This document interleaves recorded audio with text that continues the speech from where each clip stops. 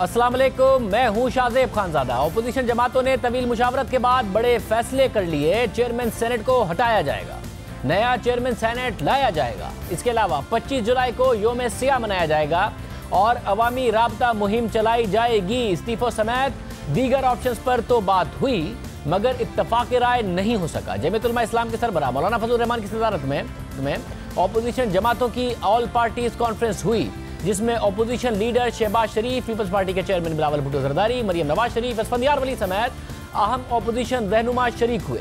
All parties conference कई घंटे तक जारी रही। इसके बाद ऑपोजिशन रहनुमाओं ने अब से कुछ देर पहले मीडिया से बात की। मौलाना फजल रहमान ने मीडिया से बात करते हुए एपीसी के अहम फैसलों से आगाह किया। सेनेट के मौजूदा चेयरमैन को आईनी और कानूनी तरीके से ओहदे से हटाया जाएगा। रहबर कमेटी सेनेट के नए चेयरमैन के लिए मुत्तफ़िक़ा उम्मीदवार का नाम तजवीज़ करेगी। 25 जुलाई को धांधली ज़दा इंतखाबात के खिलाफ योम सियाह मनाया जाएगा। बजट 2019 को अवाम दुश्मन करार देकर यकसर मुस्तरद कर दिया है। उसके खिलाफ पार्लियामान के अंदर और बाहर भरपूर एहतजाज जारी रखेगी। पहले मरहले में तमाम सियासी जमातें अवामी राबता मुहिम शुरू करेंगी। एक कुल जमाती रहबर कमेटी तश्कील दी जाएगी जो आइंदा की मुश्तरका हिकमत अमली और इस एलामिया के नुकात पर अमल दरामद को यकीनी बनाएगी।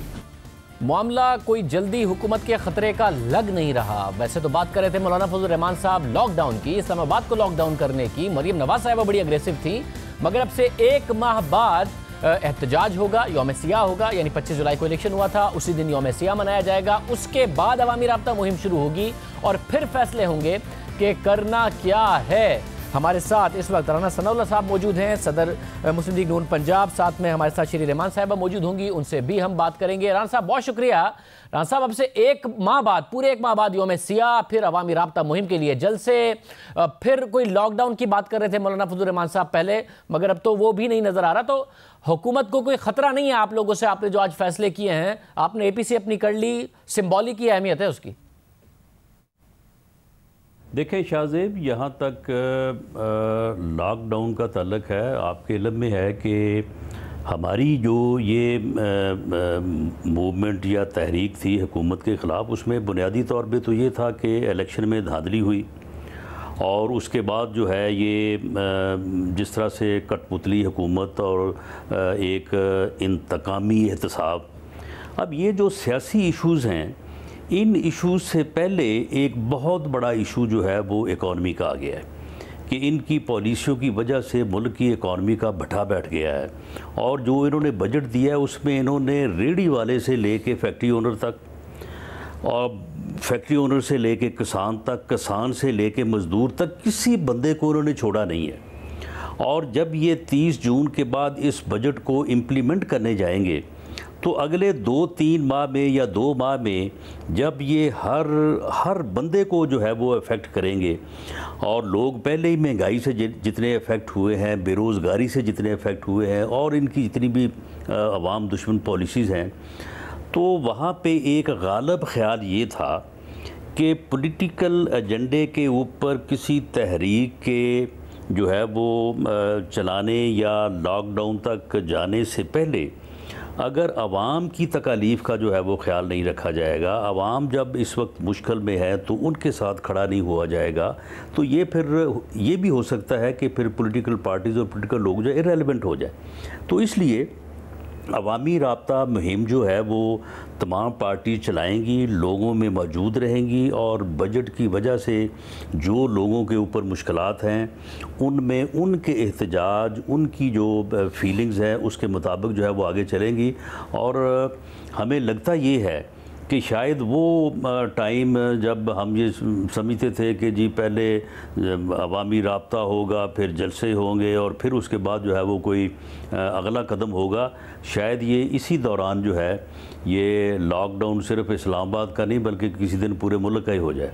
आपको पता चले कि किसी जगह पे जो है वो मज़दूरों ने जो है वो सड़क ब्लॉक करके बैठे हैं, किसी जगह पे जो है वो कोई जो है वो किसान बैठे हैं, किसी जगह पे कोई फैक्ट्री ओनर्स बैठे हैं, किसी जगह पे जो है वो एक्सपोर्टर्स बैठे हैं, और इस तरह की जो सूरत हाल है, तो इसलिए ये सियासी तौर पे बड़ी बहस व तमीज़ के बाद जो है इस मामले को इस तरह से जो है वो रखा गया। करते हैं ऐसा ना हो और ज़ाहिर है कि एक स्टेबलाइजेशन रहे मुल्क के अंदर। ही लॉकडाउन इस किस्म की सिचुएशन आपने भी भुगती थी, अब आप इनको ना भुगतवा रहे हों, मगर आपने कहा रेलिवेंट इररेलिवेंट हो जाएंगी ऑपोजिशन जमातें। तो प्रिसाइजली यही पॉइंट है कि अपने आप को रेलिवेंट रखने के लिए आप ये सब कर रहे हैं। सिंबॉलिक नोयत है। 25 जुलाई को आप लोग यौम सियाह मनाएंगे, इसके बाद जलसों का सिलसिला शुरू होगा, फिर लॉकडाउन होता है नहीं होता वो बाद में पता चलेगा। एक तलवार लटकाने की आपने कोशिश की है, जो कि हुकूमत ने कह दिया कि ये एपीसी तो नाकाम हो गई है। अभी फिरदौसा शेखवान साहिबा मौजूद थी। हुकूमत को कोई फौरी खतरा नहीं है आपसे? नहीं, ये जो पार्टी के सरबराहों के ऊपर जो कमेटी बनाई गई है, सबसे पहला अमल तो ये होगा कि ये जो इन्होंने ये बजट जो इन्होंने पेश किया है, ये डॉलर आज पता चल रहा है कि वो 160 से ऊपर जो है वो चला गया है। तो और दूसरा ये है कि जो इनकी इकनॉमिक पॉलिसीज़ हैं और जिस तरह का जो है वो इन्होंने हर बंदे को जो है वो टैक्स लगा दिया है, इस वक्त लोगों का कारोबार जो है वो करना जो है वो मुश्किल हो गया है। रियल एस्टेट सेक्टर जब है वो सारे लोग जो है वो अपने ऑफिस जो है वो ठप करके जो है वो बैठ गए हैं। तो ये जो सारी सूरत हाल है, इसमें पॉलिटिकल पार्टीज़ जो हैं वो लोगों से राब्ते में रहेंगी और लोगों का जो एहतजाज होगा उसमें लोगों के जो है वो साथ चलेंगी। अगर पॉलिटिकल पार्टीज़ जो है वो इस मरहले में जो है वो अपनी सियासत की तरफ या अपने किसी और एजेंडे की तरफ जाएंगी तो फिर आवाम के साथ तो जो है वो इररेलेवेंट हो जाएंगी। तो इसलिए सबसे पहले जो है इसके ऊपर जो है वो तमाम पार्टीज़ का फोकस होगा और हुकूमत को मजबूर किया जाएगा कि वो इस आवाम दुश्मन बजट को और इन इकनॉमिक जो इन्होंने पॉलिसीज़ अपनाई हैं IMF की जो है वो डिक्टेशन के ऊपर, और जिस तरह से इन्होंने IMF को जो है वो मुल्क जो है वो हैंड ओवर कर दिया है, तो इन सारी चीज़ों को जो है ये वापस लें। और अगर ये वापस नहीं लेगी हुकूमत तो फिर ठीक है, फिर उसका नतीजा फिर जो भी होगा वो फिर फेस करेगी। क्या नतीजा होगा, क्या फेस कर लेंगे वो? आप लोगों ने कहा था वापस लें, बजट के अंदर तरामीम करें। वो अपनी मर्जी का बजट पास कराने जा रहे हैं। बजट पर डिबेट कंक्लूड हो गई है, इत्तेहादी उनके साथ हैं। मैंगल साहब से मिलने की कोशिश की, MQM को ताने दिए पीपल्स पार्टी ने, MQM भी उन्हें वोट देगी, मैंगल साहब भी आपकी APC में नहीं है। तो फिर वाज़े तौर पर नजर आ रहा है कि बजट उनका मंजूर हो जाएगा। तो आप लोगों ने कितना भी कह लिया कि नहीं होगा और ऐसा बजट नहीं होना चाहिए, वो बजट मंजूर होने जा रहा है। शाहजेब, आज जो हुई है अपना वोटिंग, उसमें हमारे तो तकरीबन कोई 7-8 लोग हमारे थे, कोई इसी तरह से इतने ही लोग जो है वो पीपल्स पार्टी के भी थे, अपना MMA के भी थे। तो हम तो वहाँ जो है वो आर पार्टीज़ कॉन्फ्रेंस में मसरूफ़ थे। तो इनके जो है वो 3 दिन से वज़ीर आज़म जो है वो पार्लिमानी पार्टी की मीटिंग्स ले रहा है और 3 दिन से यहाँ पे आगे पार्लियामेंट जो है वो बिल्डिंग में बैठा है और इनके वोट जो है वो टोटल हुए हैं 160। जबकि किसी भी हुकूमत को जो है वो अपना मनी बिल या अपनी अक्सरियत साबित करने के लिए एटलीस्ट जो है वो 172 वोट चाहिए। नहीं राज साहब, उस दिन जितने लोग हाउस में मौजूद होंगे उसकी अक्सरियत हुकूमत को चाहिए। तो आप लोगों के लोग हों ना हो, ये अपनी उस दिन हाउस में जो अक्सरियत होगी वो मैनेज करके ये बजट मंजूर करा लेंगे। इनको कोई इस बात की ना टेंशन है, ना ही नजर आ रहा है कि उनको कोई परेशान होना चाहिए और आप लोग बजट पास नहीं कराने देंगे उन्हें।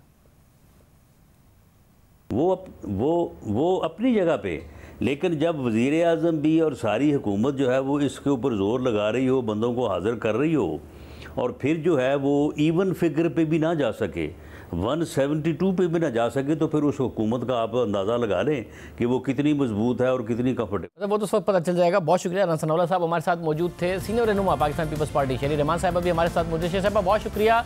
मतलब अब 1 महीने बाद यौम सियाह, फिर जलसे, अवामी राब्ता, पीपल्स पार्टी तो पहले ही अवामी राब्ता मुहिम और जलसों में एक्टिव नजर आ रही थी। यानी अगले 4-5 महीने कोई खतरा है नहीं इस हुकूमत को, जिसकी वजह से वो कह भी रहे हैं कि आपकी APC नाकाम हो गई। ये देखिए, क्योंकि ये ये एक सस्टेन्ड मूवमेंट होगा, तो इसमें पिछली हुकूमत ने तो 4 साल लगाए थे। हम ये बात नहीं कर रहे हैं, हमने ये भी शुरू में बात नहीं की थी कि जितना भी इन्होंने इलेक्शन छीना है, जितना भी इनका जाली मैंडेट है, जो भी है, हमने इनको पार्लियामान के ज़रिए काम करने की कोशिश करने का बहुत भरपूर मौका दिया। लेकिन इन्होंने अवाम के साथ जो एक घिनौना मजाक किया है कि मुआहदे कर रहे हैं, कर्ज़े ले रहे हैं, खुर्दोनोश, तेल, गैस, रोज़ मिनी बजट आ रही है और एक बहरानी कैफियत है। हमारे लोग अब हमसे पूछ रहे हैं कि आप क्या कर रहे हैं, आप लोग क्यों नहीं हमारी रहनुमाई फरमा रहे और हमें इस हुकूमत से निजात, ये अजीब ये जो हुकूमत है इससे निजात दिलाएं। तो इस हवाले से जो बातें हुई हैं और जो एक कंसेंसस बना है, ये बहुत अहम है, क्योंकि बहुत ही अलग अलग राय और अलग अलग पार्टीज़ बैठी थी। जो बहुत से हम तो समझते हैं कि पार्लियामान में रहना बहुत ज़रूरी है, क्योंकि ये रास्ता जो होता है इंस्टीट्यूशनल जमहूरी सियासत का, वो पार्लियामान ही होता है। हम नहीं समझते कि इस तरह का फोरम आपको कभी छोड़ना चाहिए, क्योंकि ये आपकी जद्दोजहद का महवर होती है। साथ ही बताइएगा, चेयरमैन सेनेट को हटाने का क्यों फैसला किया है? बड़ी मेहनत से आपने और तहरीक इंसाफ ने मिलकर लगाया था, कितना कितना कुछ नहीं किया, ना आपका था ना तहरीक इंसाफ का था। संजय साहब, ये फैसला क्यों किया है? मैं उस वक्त भी आपसे इजाज़त है तो मैं ज़रूर कहूँगी कि इस वक्त जो सूरत हाल थी, हमने शुरू दिन में बिल्कुल हमने कहा कि ये रिगिंग हुई है और अब हम वाइट पेपर भी जारी करेंगे और जो हमारी मुहिम है उसमें भी ये सारी बात होगी कि ये इलेक्शन जो हुआ है इसके हवाले से क्या क्या इन्होंने धांधली की है और किस तरह इन्होंने मैंडेट छीना है। ये सारी जमातें कर रहेंगी और कर रही हैं, लेकिन हमने तो बिल्कुल फ़ैसला किया था कि हम जो भी जमात है जो जमहूरी अमल से आने की कोशिश भी करती है, तो उनको हम कुछ ना कुछ टाइम जगह दें और कोशिश करें कि हम अपनी ज़िम्मेदारियां पार्लियामानी सिस्टम के में भरपूर तरीके से पूरा करें। शेख साहब, मैं चेयरमैन सेनेट का पूछ रहा हूँ, बड़ी मेहनत से लगाया था, उन्हें क्यों हटाने जा रहे हैं, क्या वजह है? आप मुझे इजाज़त दे दें। हाँ, आपको याद होगा कि अपोजिशन में हम एक साथ थे। नहीं, आपको याद होगा अपोजिशन में सेनेट में हम साथ थे। मैं उस वक्त लीडर ऑफ अपोजिशन बनी थी और पीटीआई हमारे साथ बैठता था। उन्होंने मेरे पोजीशन के लिए तो कंटेस्ट किया इलेक्शन, वो हार गए, लेकिन उसके बाद उन्होंने हमारा मुस्तकिल साथ दिया और दीगर जो एक्स फाटा की जमातें थी, बलूचिस्तान की जमातें थी, नून लीग उस वक्त हुकूमत में थी। तो पीटीआई उस ज़माने में जब मैं लीडर ऑफ अपोजिशन थी उस वक्त वो हमारे साथ होते थे। तो जो हाउस जिस तरह डिवाइड होता है उसी के मुताबिक बेशतर कम बेश उसी तरह वोटिंग होती है। इलेक्शन के बाद जो सूरत हाल आपने देखी है, तो आपने फिर देखा है कि वो क्या किस तरह बनी और किस तरह शेप अप हुई। साहब, अवाम कैसे एक्सपेक्ट करे आप लोगों से कि आप अगर अपनी गलती का एहसास नहीं करेंगे तो आगे वो गलतियां नहीं दोहराएंगे? साफ बात है, आपने बलूचिस्तान में नून लीग की हुकूमत गिराई थी, कैसे गिराई? ना तहरीक इंसाफ का चेयरमैन सेनेट बना, ना आपका था, वो आज़ाद ग्रुप बना, फिर उसमें से एक चेयरमैन सेनेट बना। किन के कहने पर ये सब कुछ हो रहा था? गलतियों का एतराफ़ नहीं करेंगे तो फिर आगे कैसे बढ़ेंगे? फिर अवाम कैसे आप लोगों से पॉजिटिव एक्सपेक्टेशन रखे अगर एतराफ़ नहीं करेंगे आप? देखिए, कोई अक्ल कुल नहीं होता। हमने सारी ज़िंदगी कहा है कि जब हम आगे बढ़ते हैं तो हम पीछे ज़रूर अपनी तारीख़ को एक उससे सबक लेते हैं। लेकिन एक मैं आपको ज़रूर बात कहूँगी, एतराफ़ आप मुझसे जितना करा लें, बात यह है कि उस वक्त हम लोग एक साथ अपोजिशन में थे। आप भूल क्यों रहे हैं कि जब ये पिछला सेनेट आया है वजूद में, तो पीटीआई और पीपल्स पार्टी अपोजिशन में एक साथ थे, हमारी वोटिंग एक साथ होती थी और हुकूमती बेंचेस दूसरे होते थे। तो हम उस वक्त एक नेचुरल अलायंस बनता था जी। जहाँ तक सेनेट की बात हो रही है, वहाँ तो मेरी तो बेंचेस उन्हीं के साथ थे, वही बैठे होते थे मेरे अपोजिशन चेंबर में, क्योंकि they were part of the opposition. तो ये आप जो भी कह लें, गलती कह लें। शुक्रिया। श्री रहमान साहब हमारे साथ मौजूद थी। अब फैसला बहरहाल दोनों जमातों ने मिलकर किया है, दूसरी जमातें भी हैं, मौलाना फजल रहमान साहब भी हैं कि अब हुकूमत को टफ टाइम दिया जाएगा। लग नहीं रहा कि अपोजिशन किसी भी तरीके से हुकूमत के लिए ऑल पार्टीज़ कॉन्फ्रेंस के बाद भी कोई ख़तरा पैदा करने में कामयाब हुई है। प्रोग्राम में एक ब्रेक शामिल करते हैं। डॉलर हाथ नहीं आ रहा, रुपया मुसलसल गिर रहा है, 160 रुपये का लेवल क्रॉस हो गया। हुकूमत हालांकि बारहा कहती रही है कि इक्विलिब्रियम प्राइस आ गई है, 138 पे ये कहा, 145 पे कहा, 150 पे भी कहा, मगर डॉलर नहीं रुक रहा। जब हुकूमत नहीं संभाल पाती या इरादा नहीं उनका संभालने का, तो गलत बयानी करना या गलत यकीन दहानी क्यों कराती है? बात करेंगे एक ब्रेक के बाद।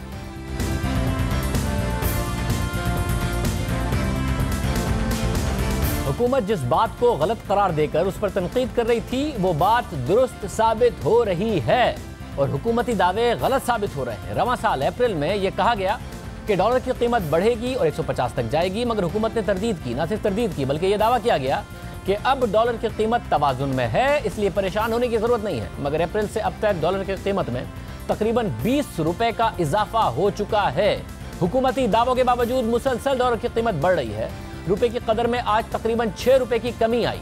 ओपन मार्केट में डॉलर 6 रुपए 10 पैसे महंगा हो गया, जिसके बाद डॉलर की कीमत 163 रुपए हो गई। इसके अलावा इंटरबैंक में डॉलर की कीमत में 5 रुपए 18 पैसे का इजाफा हुआ, जिसके बाद डॉलर 162 रुपए 16 पैसे का हो गया है। सिर्फ जून के महीने में डॉलर की कीमत में 13 रुपए से जायद का इजाफा हो चुका है, तकरीबन 8% सिर्फ जून के महीने में, एक महीने में। मुसलसल इजाफे से ऐसा लग रहा है कि स्टेट बैंक ने डॉलर को आजाद छोड़ दिया है। डॉलर मुल्की तारीख की बुलंद तरीन सतह पर है और गैर यकीनी की फिजा है। रवा माह यानी 17 जून को गवर्नर स्टेट बैंक रजा बाकिर ने मीडिया से बात करते हुए कहा था कि ना तो डॉलर की कीमत को फिक्स रखा जाएगा, ना ही उसे आजाद छोड़ा जाएगा। स्टेट बैंक की policy market based exchange rate है। स्टेट बैंक इस पर नजर रखेगा और मुदाखलत भी करेगा। अगर फिक्स्ड रेट जो है वो भी हमारे लिए मुनासिब नहीं है और जो फ्री फ्लोट है वो तो है ही नहीं है, तो हमारी पॉलिसी क्या है? हमारी पॉलिसी ये है जिसे हम कहते हैं market based exchange rate system, और यही हमने अडॉप्ट किया है, यही इसी बेसिस पे हम चल रहे हैं। हम जो मार्केट है we keep a close eye on it, और अगर मार्केट में कोई एक्सेसिव वॉलेटिलिटी हो, क्योंकि हमें सप्लाई और डिमांड के गैप का अंदाज़ा होता है, क्योंकि हमें प्राइवेट इंफॉर्मेशन होती है बैंक्स की कि उनकी क्या उनकी रिक्वायरमेंट्स हैं, तो अगर इस रजीम में अगर कोई एक्सेसिव वॉलेटिलिटी हो या स्पेकुलेटिव प्रेशर्स हों, तो मार्केट बेस्ड रजीम में स्टेट बैंक इंटरवीन करता है। We have done so and we will continue to do so to make sure कि एक्सेसिव वॉलेटिलिटी ना हो। अब आज मार्केट में डॉलर की कीमत में बड़ा इजाफा हुआ, मगर स्टेट बैंक ने मुदाखलत नहीं की। रुपए की कदर और वैल्यू गिरी, डॉलर की कदर में इजाफा हुआ, मगर कोई इंटरवेंशन नहीं आई। ये बात वाज़ेह हो कि ऐसा नहीं है कि रुपया जो मुसलसल गिर रहा है तो गलत गिर रहा है। रुपया ओवर वैल्यूड था, तकरीबन 104 रुपए पर इसकी कदर रही, उसके बाद उसमें गिरने की गुंजाइश थी, वो गिरता रहा। मगर अब सवाल ये उठ रहा है कि क्या रुपए की कदर में ज़रूरत से ज़्यादा कमी की जा रही है, जिसका मईशत को फ़ायदा नहीं होगा बल्कि नुकसान होगा, क्योंकि हुकूमत माजी में 140 रुपए की सतह पर कह चुकी है कि अब रुपया दुरुस्त सतह पर आ गया है। मगर खदशात जन्म ले रहे हैं कि डॉलर की कीमत में मजीद इजाफा हो सकता है। डॉलर बढ़ेगा तो महंगाई में इजाफा होगा। हुकूमत पहले ही नए टैक्सेस लगा चुकी है, इसलिए खदशात हैं कि आइंदा आने वाले दिनों में मजीद महंगाई बढ़ेगी। ये जो सूरत हाल है इसका ताल्लुक IMF से होने वाले मुआहदे से है। अप्रैल में साबिक वज़ीर ख़ज़ाना इसाक डार ये दावा कर चुके हैं कि हुकूमत IMF को यकीन दिला चुकी है कि रुपये की कदर में कमी लाई जाएगी। अब इसाक डार ने तो 30 जून 2019 तक 150 रुपये का दावा किया था, मगर जून में ही डॉलर 160 रुपये से भी ऊपर जा चुका है। मगर दिलचस्प बात यह है कि जब इसाक डार ने ये बात कही थी तो उन पर हुकूमत की जानिब से सख्त तनकीद की गई। वज़ीर मुमलिकत बराए रेवेन्यू हमाद अज़हर ने उस दिन ट्वीट किया कि IMF से कर्जे और एक्सचेंज रेट के हवाले से कोई बात तय ही नहीं हुई है। मुल्क की मईशत को तबाह करने वाले शख्स को शर्म आनी चाहिए। फिर उस वक्त के वज़ीर ख़ज़ाना असद उमर ने भी ट्वीट किया और लिखा कि इसाक डार को मुल्क की मईशत पर कुछ रहम करना चाहिए। अपने 4 सालों में मुल्क की मईशत को बहुत ज़्यादा नुकसान पहुँचाने के बाद अब इसाक डार गलत खबरें फैलाकर अदम इस्तेहकाम फैला रहे हैं। IMF से बातचीत में एक्सचेंज रेट का कोई हदफ तय नहीं हुआ है। और फिर इसाक डार के इंटरव्यूज़ पर पाबंदी लगा दी गई। पाकिस्तानी मीडिया उनके इंटरव्यूज़ ना दिखाए, इस पर पाबंदी लग गई। सिर्फ यही नहीं, बाद में मीडिया से बात करते हुए भी वज़ीर मुमलिकत बराए रेवेन्यू हमाद अज़हर ने इसाक डार को कड़ी तनकीद का निशाना बनाया और कहा कि अपने दौर में मुल्क की मईशत को तबाह करने के बाद अब इसाक डार मौजूदा हुकूमत के दौर में भी गैर यकीनी की फ़िज़ा कायम करना चाह रहे हैं। ये जो लोग आते हैं टीवी पे, और मैं ये भी बताता चलूँ कि ये क्यों आ रहे हैं टीवी के ऊपर, ये और गलत कहते हैं कि जी हमने कोई IMF के साथ तय कर लिया डॉलर का रेट। कोई डॉलर का रेट हमने तय नहीं किया, कोई डॉलर का रेट उनको कन्वे नहीं किया गया। ये इसलिए कह रहे हैं ताकि स्पेकुलेशन हो करेंसी मार्केट्स के अंदर। पहले इन्होंने मईशत का बेड़ा गर्क किया था, अब ये आए हैं वापस अपने एक नए रूट के अंदर। पहले तो मीडिया पे जाता ही नहीं थे, अब एक नए रूट के अंदर आए हैं अपनी करेंसी मार्केट्स को पाकिस्तान की को स्टेबलाइज करने के लिए। ये पाकिस्तान के इकोनॉमिक हिटमैन हैं। इन्होंने पाकिस्तान की मईशत को तबाह किया अपने दौर में, और जब अब इनका दौर ख़त्म हो गया तब भी इनको सुकून नहीं आया। मगर इसाक डार ने तो कहा था कि जून 30 तक ये 150 का हो जाएगा, तो उस पर बड़ी तनकीद का निशाना बनाया कि ये तो करेंसी मार्केट में स्पेकुलेशन कराना चाहते हैं, उसे डीस्टेबलाइज करना चाहते हैं। मगर 160 रुपये का हो गया है डॉलर। इसाक डार के इंटरव्यूज़ पर तो पाबंदी लग गई, मगर रुपया नहीं संभला, डॉलर मुसलसल मजबूत होता रहा। हुकूमत इसाक डार पर तनकीद करती रही, मगर साथ ये दावे करती रही कि अब रुपये की कदर में इस्तेहकाम आ गया है। 5 अप्रैल को उस वक्त के वजीर ख़जाना असद उमर ने कहा था कि रुपये की कदर में तवाज़ुन आ गया है, डॉलर की कीमत में इजाफा नहीं होगा। तो गलत यकीन दहानियाँ कराना और दूसरों को ये कहना कि गलत बात कर रहे हैं, ये मार्केट के लिए किस हद तक दुरुस्त था? असद उमर साहब ने क्या कह दी थी? आज State Bank of Pakistan categorical statement दे चुका है कि रूपी इज इन इक्विलिब्रियम। इससे ज्यादा वाज़े अल्फाज से स्टेट बैंक ऑफ पाकिस्तान बात नहीं कर सकता। कोई वजह नहीं है एक बड़ी डिवैल्यूएशन होने की। सो सुकून करें। IMF के साथ डिस्कशंस के अंदर कोई मुतालबा भी नहीं है कि कोई एक्सचेंज रेट क्या होना चाहिए। अब जिस वक्त असद उमर ने यह दावा किया कि उस वक्त डॉलर की कीमत 142 रुपये थी, फिर उसके बाद डॉलर की कीमत मुसलसल बढ़ती रही, आज 162 रुपये तक पहुंच गया। इस दौरान मई में जब एक बार फिर से डॉलर की कीमत में इजाफा हुआ, साथ ही स्टॉक मार्केट में भी गैर यकीनी की कैफियत पैदा हुई, तो वज़ीर आज़म इमरान खान और मुशीर ख़जाना हफीज़ शेख ने सरमायाकारों से मुलाकात की। इन मुलाकातों में भी हुकूमत ने दावा किया कि अब एक्सचेंज रेट में तब्दीली नहीं होगी, तकरीबन इस सतह पर आ गया है, इक्विलिब्रियम की सतह पर आ गया है। पहले असद उमर 140 के लेवल पर ये बात करते थे, 140 से 142, फिर 152, 153 पर वज़ीर आज़म ने जो 20 मई को सनतकारों से मुलाकात की, उन पर यह बात की। आरिफ हबीब ने हमारे प्रोग्राम में बताया था कि वज़ीर आज़म ने मुलाकात में कहा है कि एक्सचेंज रेट के मामले में जो होना था वो हो गया है, अब गुंजाइश नहीं। ये कहा जा सकता है सारी मुलाकातों के बाद और यकीन दहानियों के बाद जो दो बुनियादी कंसर्न थे कि भाई हमें बता दें कि रुपये ने कहाँ जाना है डॉलर के मुकाबले में, या फिर शरह सूद जो है वो हालिया इन्फ्लेशन या प्रोस्पेक्टिव इन्फ्लेशन, वो आपके अब खदशात काफ़ी हद तक दूर हुए हैं। IMF के प्रोग्राम में पाकिस्तान है और हुकूमत आपको नज़र आया है कि कहीं ना कहीं आपके मसाइल एड्रेस करने को तैयार है, कुछ पॉजिटिविटी आई है। तो डिस्कशन हुई थी वो ये थी कि उसके जो बेसिस है, basis of exchange rate policy and monetary policy जो है, जैसे आपको पता है मॉनेटरी पॉलिसी ज़्यादातर इन्फ्लेशन से और इन्फ्लेशन जो करंट है और प्रोस्पेक्टिव है उसको देख के जो है वो फैसला करते हैं।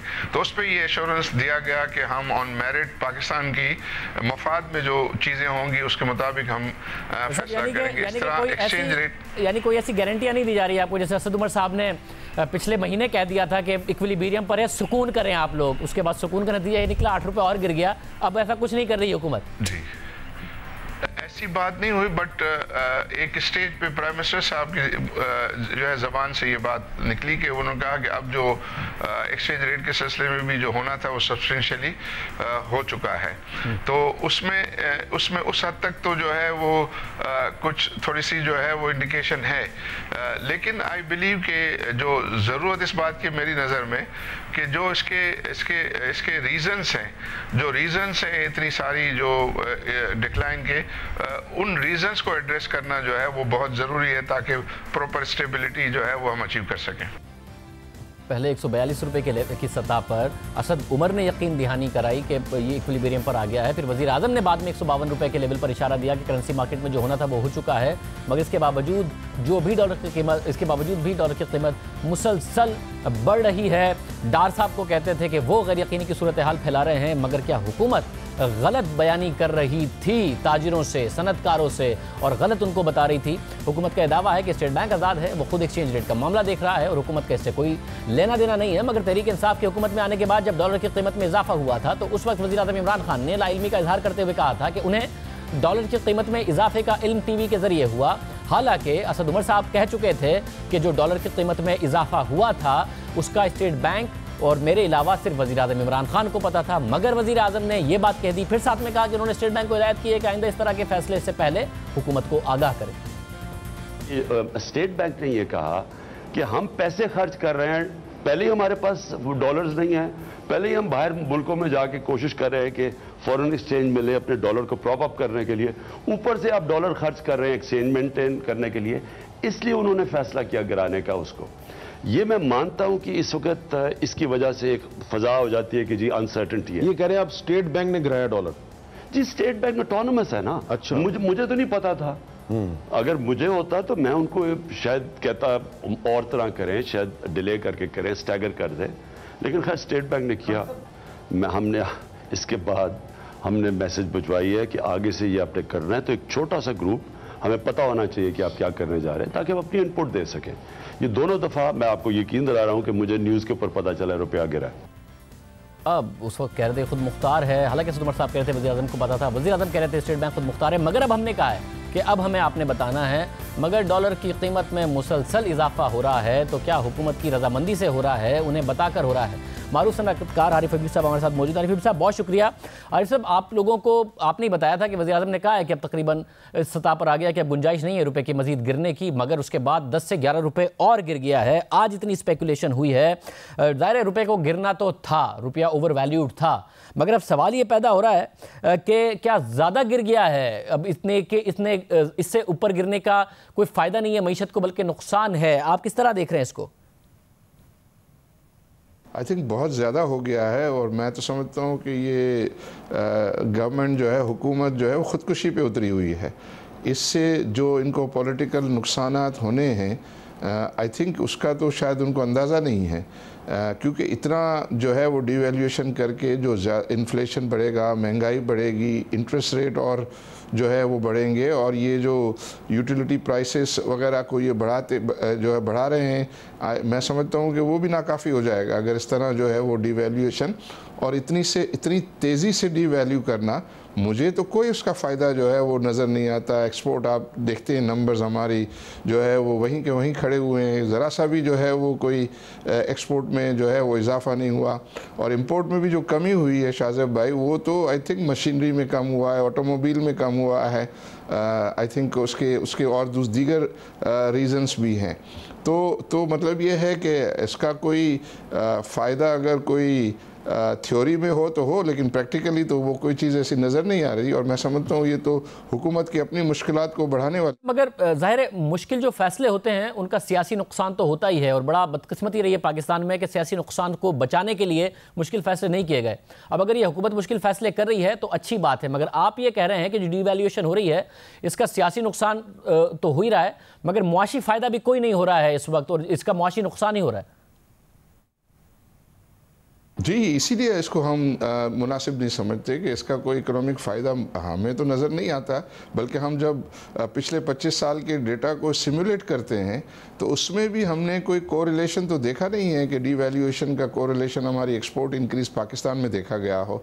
हमारा सबसे ज़्यादा जो इंक्रीज़ था वो मैं समझता हूँ वो शौकत अज़ीज़ के ज़माने में था एक्सपोर्ट का। उस वक्त यह है कि डॉलर का रेट 60 रुपीज़ पे काफ़ी लंबे अरसे तक जो स्टेटिक था, लेकिन हमारी एक्सपोर्ट जो है वो डबल हो गई थी।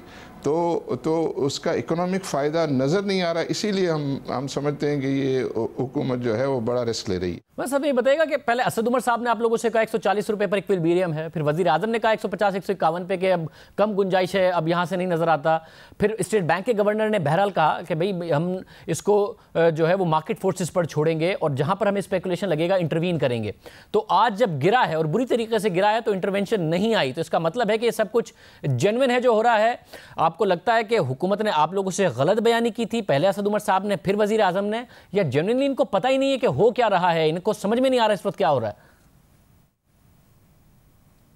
नहीं, आई थिंक ये जो इवेंट्स जिस तरह हो रहे हैं इससे तो लगता है कि उनको पता नहीं होता, क्योंकि इतनी हाईएस्ट लेवल पे जो है वो इस किस्म की अगर बात हो और उसके बाद मार्केट जो है वो कॉन्ट्रेरी जो है वो परफॉर्म कर रही हो, तो उससे तो यही इम्प्रेशन जो है वो आ रहा है कि जो है उसका पता नहीं। फिर ये है कि आगे जो है वो जुलाई वगैरह में जो है वो डिफर्ड ऑयल पेमेंट फैसिलिटी भी जो है वो इफ़ेक्टिव होना, दूसरी जो है और फ्रेंडली कंट्री से भी जो है वो मुसलसल जो है वो सपोर्ट आ रही है, इसके बावजूद न रुकना हालांकि ये एक फिगर जो है वो मार्केट में घूम रहा था कि शायद ये IMF के साथ जो है वो इनकी अंडरस्टैंडिंग 177 रुपीज़ की है, तो वो तो ऐसा नज़र आता है कि वो जो मार्केट की बात थी 177 की, वो शायद उनकी कमिटमेंट जो है उसकी तरफ उसका रुख है। मतलब फिर ये बताएगा कि अगर ये पहले गिर गया और ज़्यादा गिरता है तो पहले ही इंटरेस्ट रेट्स बढ़ चुके हैं, महंगाई ज़्यादा है, अगले साल में और ज़्यादा नज़र आती है, मगर ये गिरने की वजह से मजीद इन्फ्लेशनरी प्रेशर आपको लग रहा है आएंगे और ज़्यादा शरह सूद बढ़ेगी, मईशत स्टेबलाइज होती नहीं नज़र आ रही फिर आपको? जी, आई थिंक नज़र तो जो है वो यही आ रहा है, उसके जो इम्पैक्ट्स हैं वो इम्पैक्ट इन्फ्लेशन पे आएगा और इन्फ्लेशन के नंबर जो है ये मज़ीद और बढ़ेंगे। जब और बढ़ेंगे तो फिर वो इंटरेस्ट रेट इंक्रीज़ की जो है वो जस्टिफिकेशन पैदा होगी। तो ये सारी चीज़ें तो जो है इसमें आ रही हैं, तो यही हम समझने की कोशिश कर रहे हैं। और जब हमारी डिस्कशन भी होती है तो यही कहते हैं कि अगर वो बता दें कि अगर कोई IMF की कंडीशनलिटीज़ की जो है वजह से ये सब कुछ हो रहा है, और वो ये कहते हैं कि हम IMF का बोर्ड जब तक उसको अप्रूव नहीं कर लेगा हम वो कंडीशनलिटीज़ जो है वो आपसे शेयर नहीं कर सकते।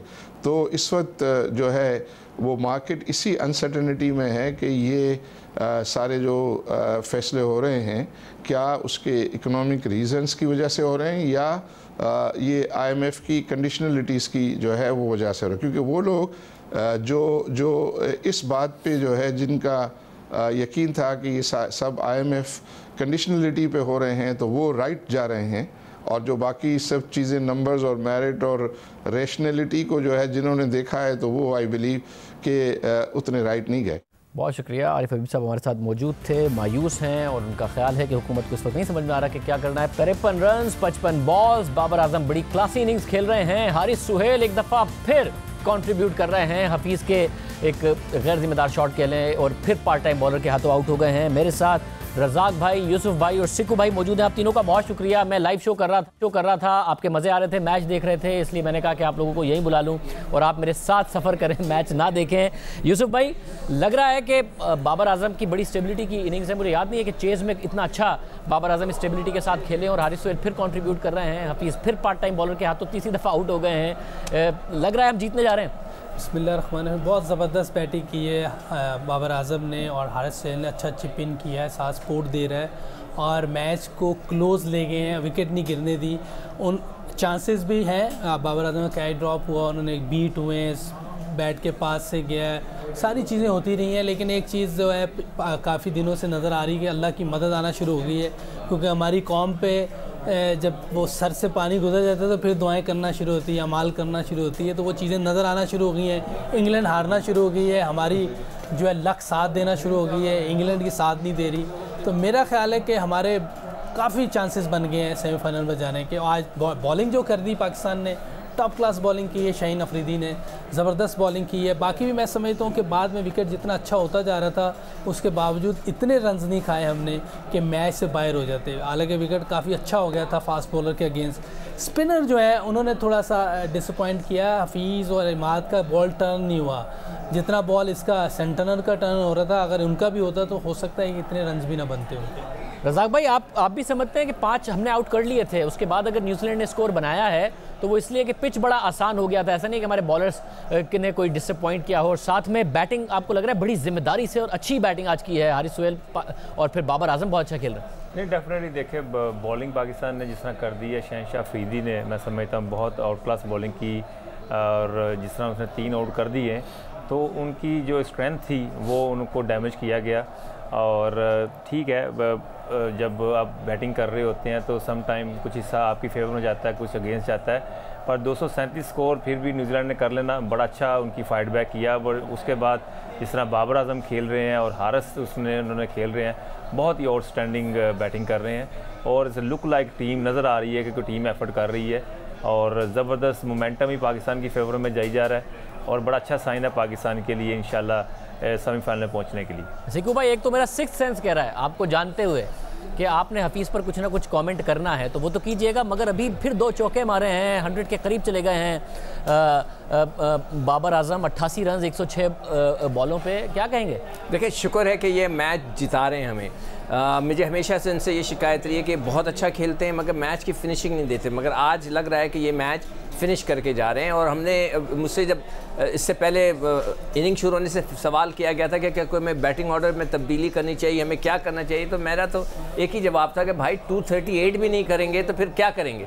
अगर आपने वर्ल्ड कप जीतना है तो 238 तो करना है आपने हर हाल में। तो मुझे याद है मैं देख रहा था आप उस वक्त कहते हुए गुस्सा भी हो गए, ऐसा लग रहा था जैसे 238 इनसे नहीं हुए हैं, आप बात करते हुए गुस्से हो गए। नहीं, मैं तो हमने बात ही नहीं करनी चाहिए ना कि 238 हम नहीं करेंगे, ये कैसे हो सकता है। अगर नहीं कर सकते तो फिर भाई वर्ल्ड कप का ख्वाब भी ना देखेंगे हम जीतेंगे।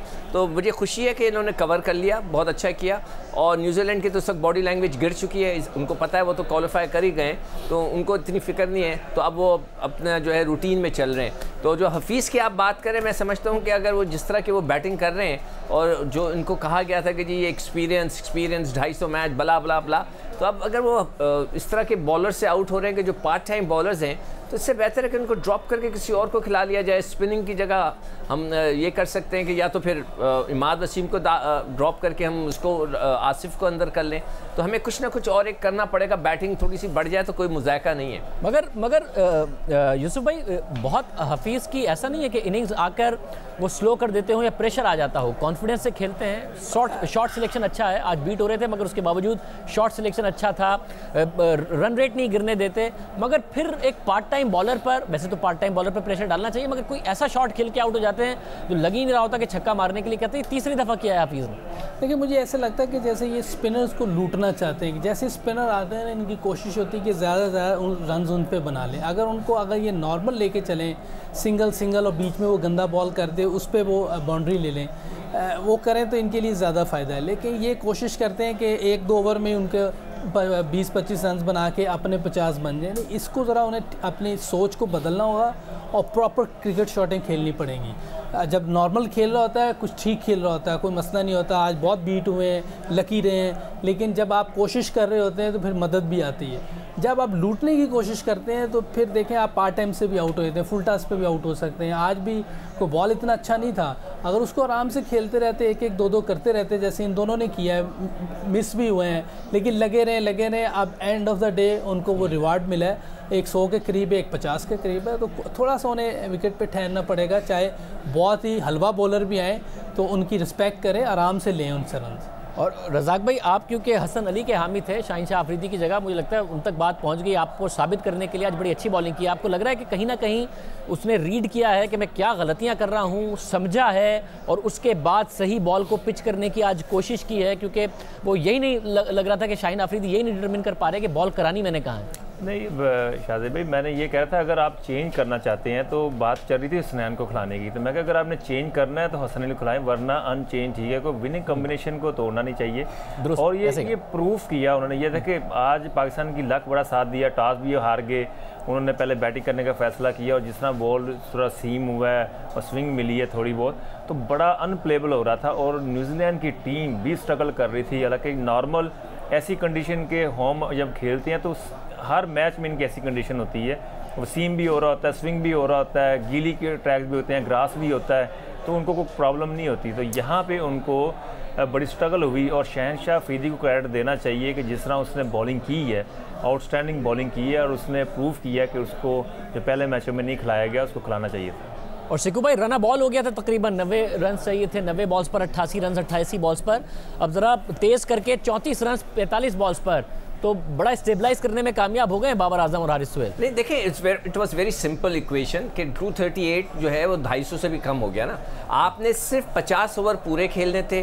जब आप 50 ओवर खेलते हैं तो 3 या 4 रन तो सिंगल से बन ही जाते हैं। दाएं बाएं रोटेशन ऑफ स्ट्राइक अगर आप करें तो बन ही जाते हैं, और बीच में फिर 2 ओवर 3 ओवर के बाद एक चौका मिल जाए तो बात खत्म।